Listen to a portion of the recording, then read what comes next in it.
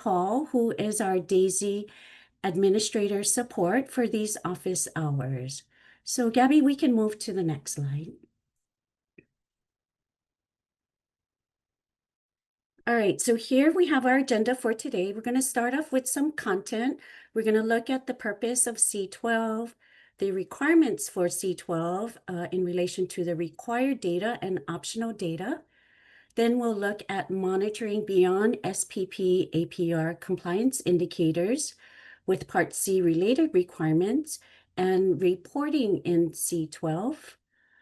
We will then open the floor for questions and discussion.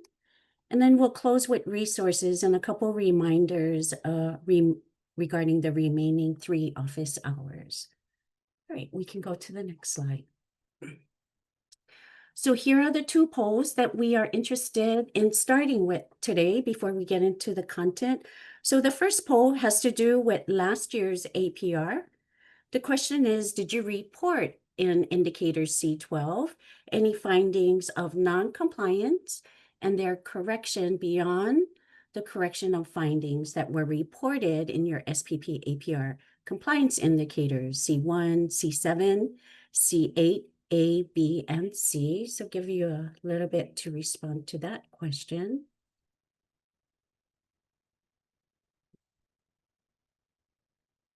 And then when you're done, you can look at the poll question number 2, and that has to do with this year's reporting. So are you planning to report in Indicator C12 this year any findings of non-compliance and their correction on other areas you are monitoring that are beyond the SPP APR compliance indicators, C1, C7, C8, A, B, and C?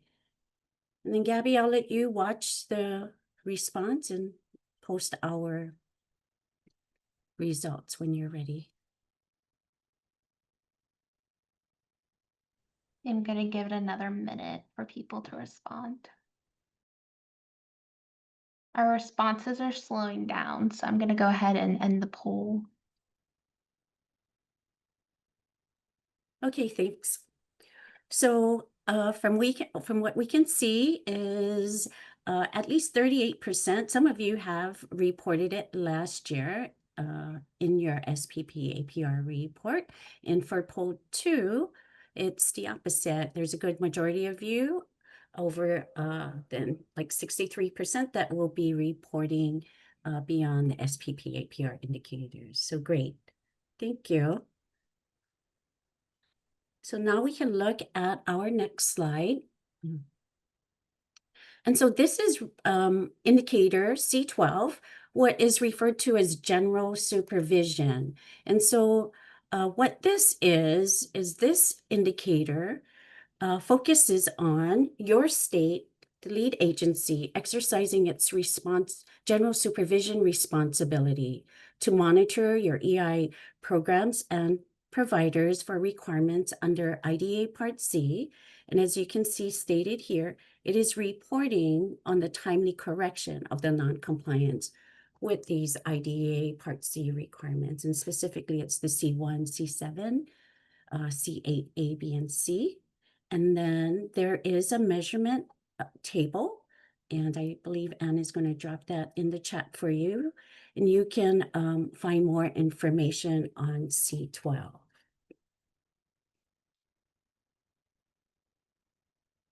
All right. And now I'm going to pass it on to Ginger, who will share some information for us on the C12 reporting requirements. Thank you, Charlene. So, hi, everyone. A lot of this material that we're going to go through, you may have seen in other places. So we just we're finding a lot of people have seen this, but a lot of you haven't yet. So we're doing some repetition in this session. So we're going to present some information and then have quite a bit of time at the end for questions and answers, more typical office hour time.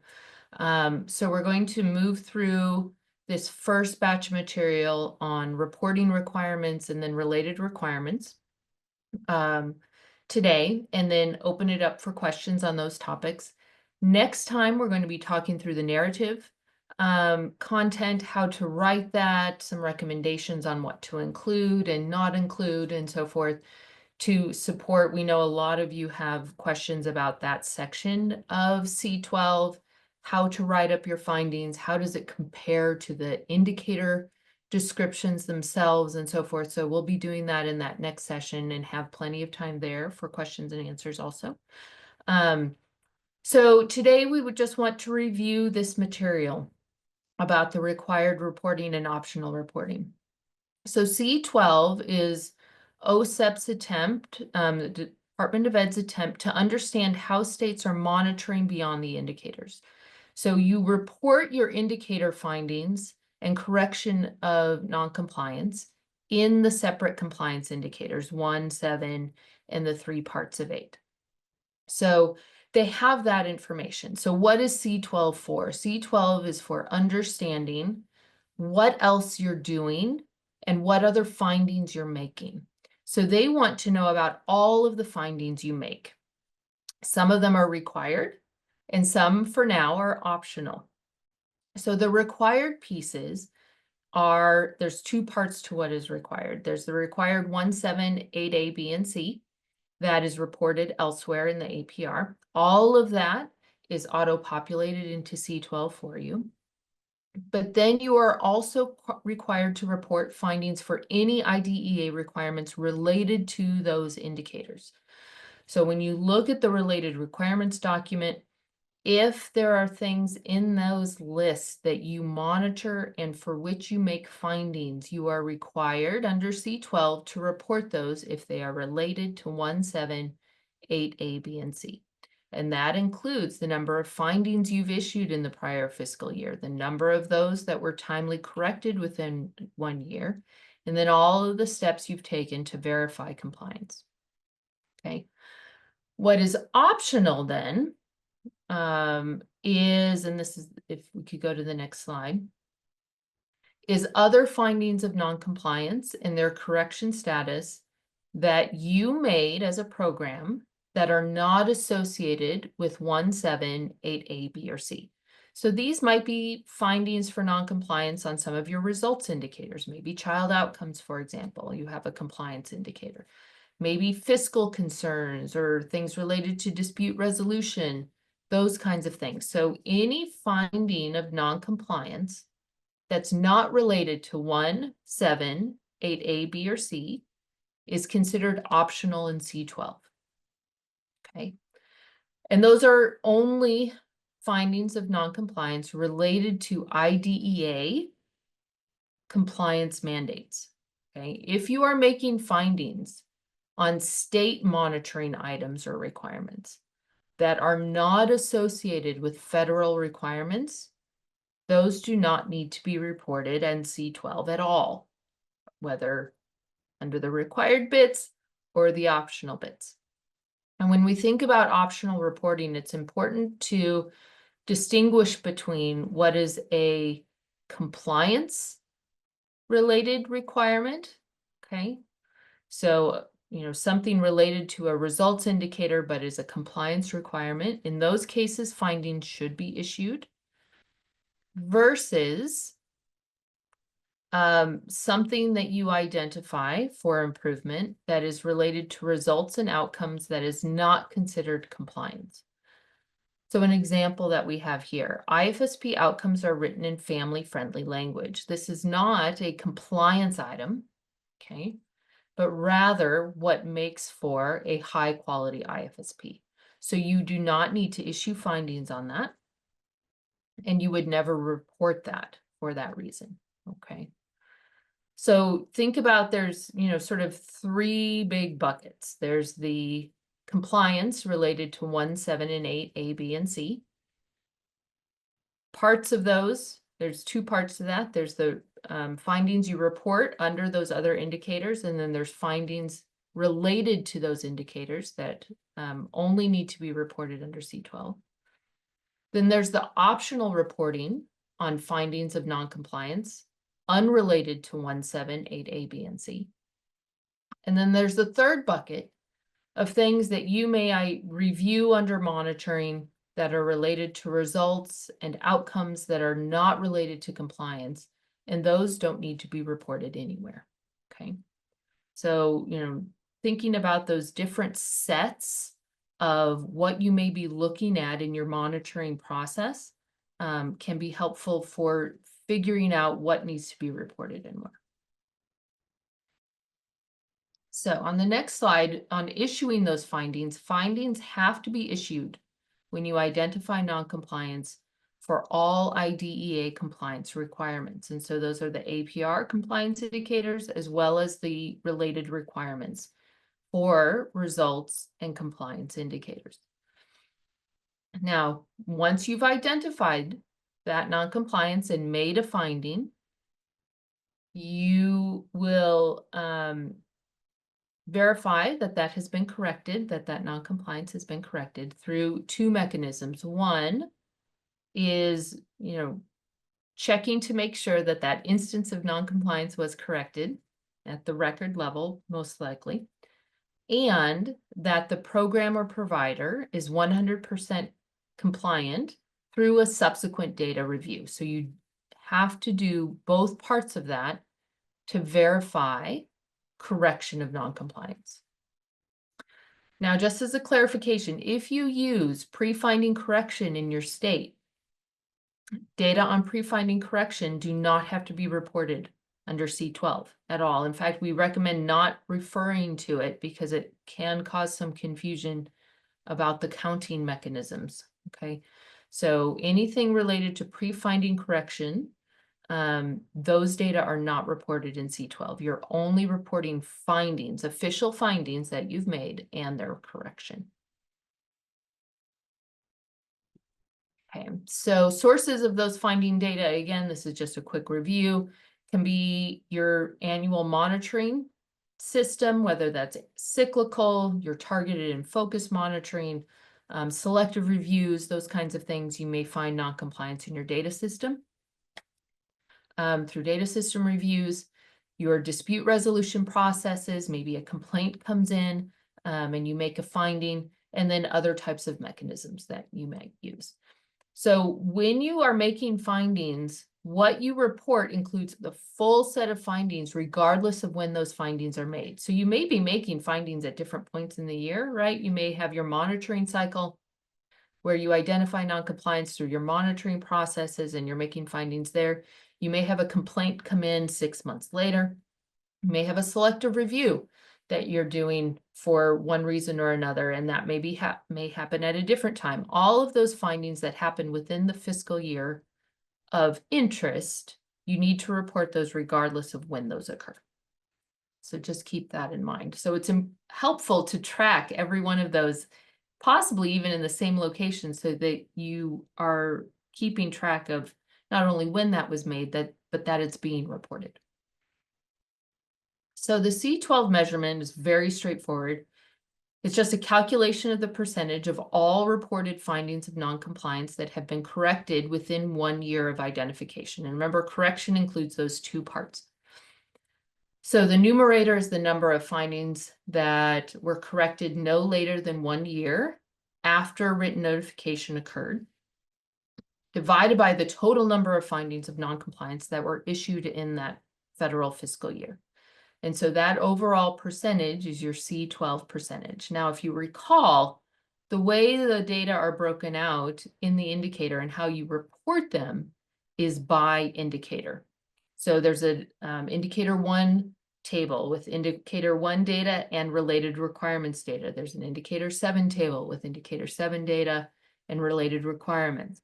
And then there's an optional table for those findings that your state has made that are unrelated to the 5 compliance pieces, okay? So the total measurement sort of wraps up all of those pieces into one tidy box.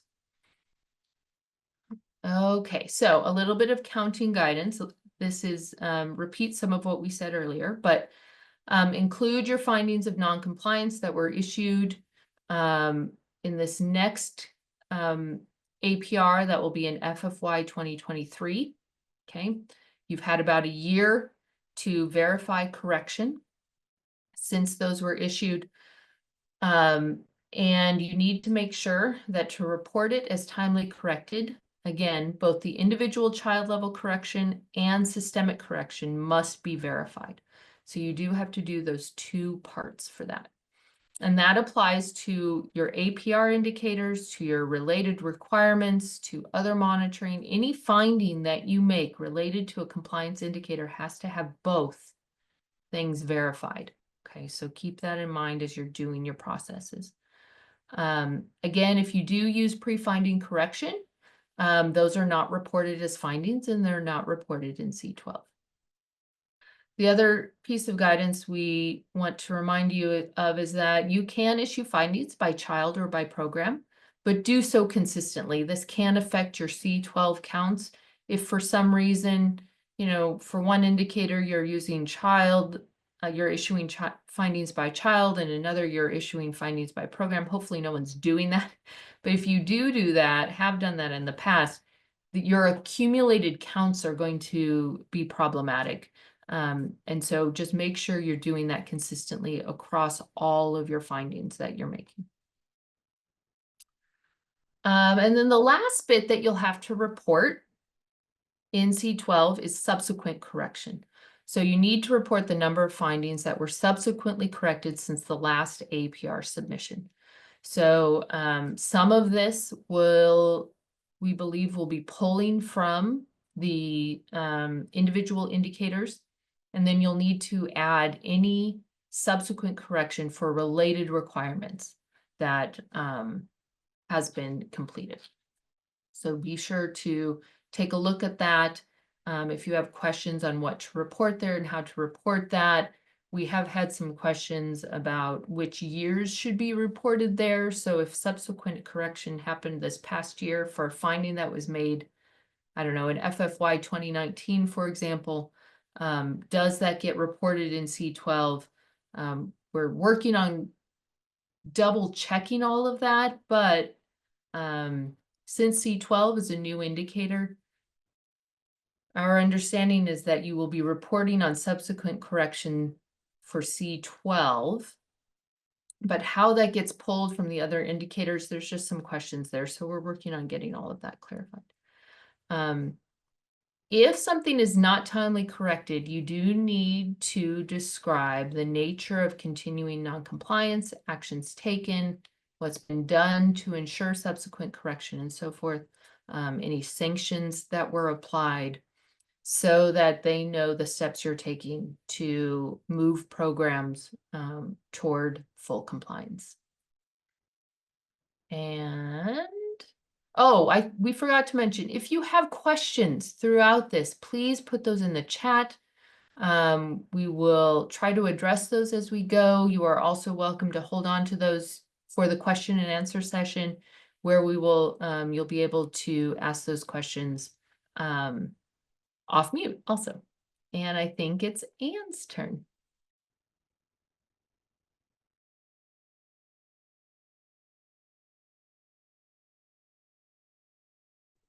I think you're still muted. Yeah, you're on mute.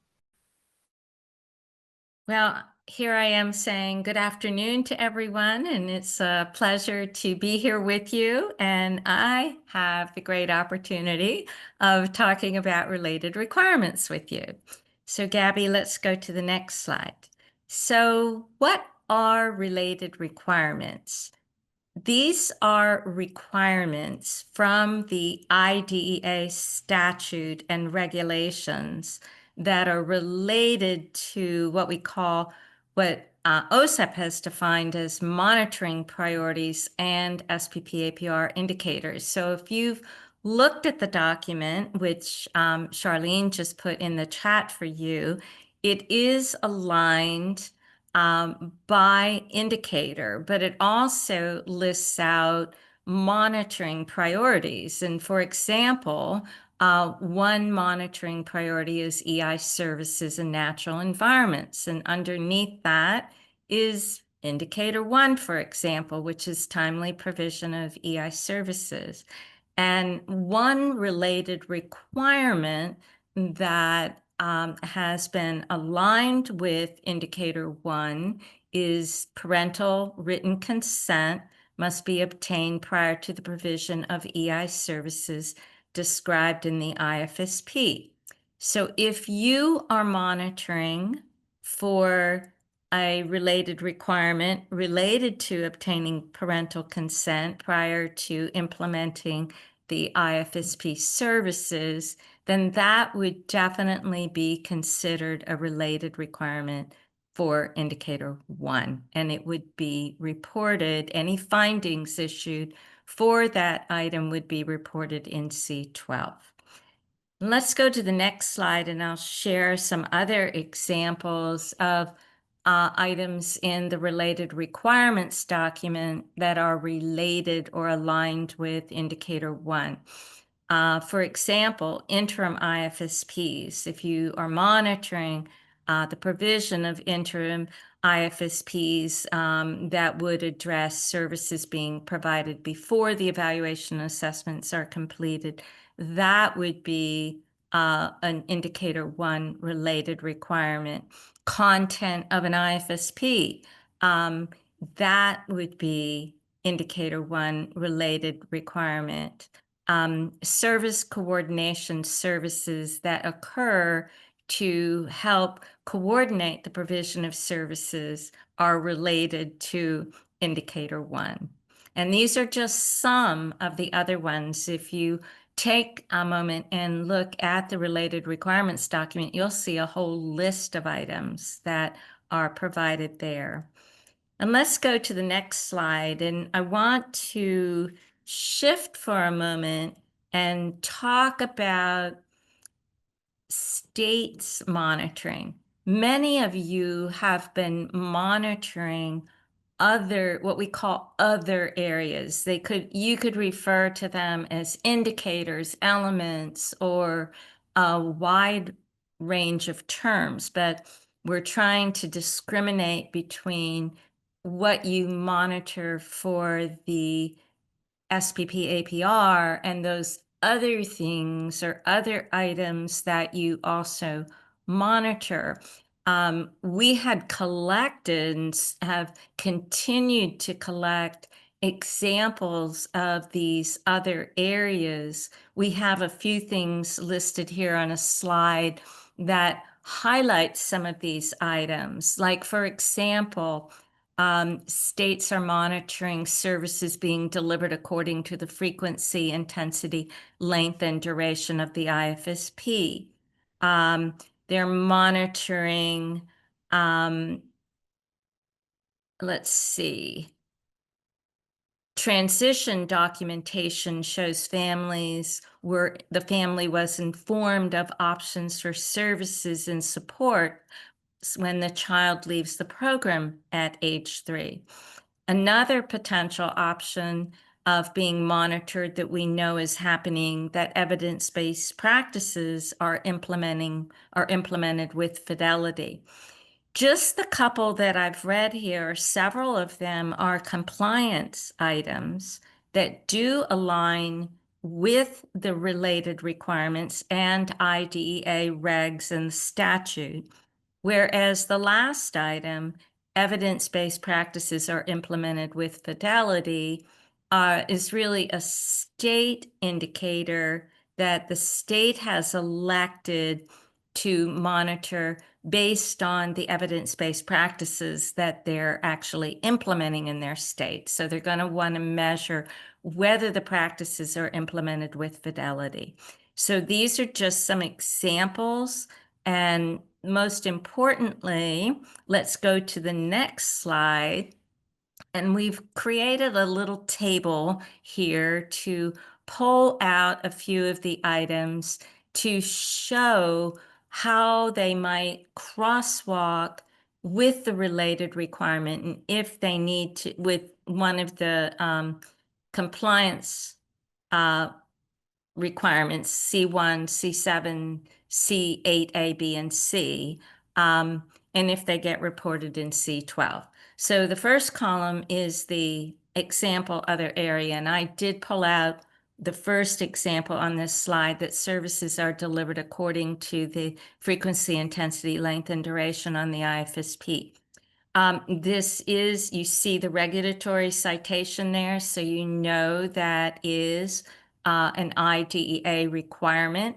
It is directly related to timely services and the implementation of services as you move forward. And would this get reported in C12? The answer is yes. Now, if we look at the next item, strategies are designed to address individual and changing needs of the child and family. This is more of a qualitative item. There's nothing in the regs that specifically state this. Obviously, it would be implied from a practice perspective, but as a quality item, you would not issue findings, nor would you report it in C12. And then I used the example of transition documentation shows families were informed of options for services and supports when the child leaves the program at age 3. That is a regulatory requirement, and it is related to Indicator 8A as a related requirement and its compliance. So you would be issuing a finding and reporting that finding and its correction in C12. Whereas the last one I had mentioned previously about the evidence-based practice, this is a state item. A state has elected to use this. This is important for them, but that would not get reported in C12. So one thing I wanted to mention just in wrapping up this section, that we do have a resource that we have developed, and it's a worksheet that helps you list out the other areas that you're monitoring, and then you have options to select whether it's a federal IDEA requirement, a state requirement, or a quality item, and then a space for you to determine if it's an IDEA requirement, what indicator it's actually related to. And again, those, if you use this crosswalk, those items that you select to be related to indicators 1, 7, 8A, B, and C, you are required to report in the APR this year if you issued findings on them in the prior year. And you'd want to be reporting on their correction this year. So keep that in mind, and then related requirements that are associated with the results indicators are optional to be reported. And with that, I'm going to turn it over to Sharissa.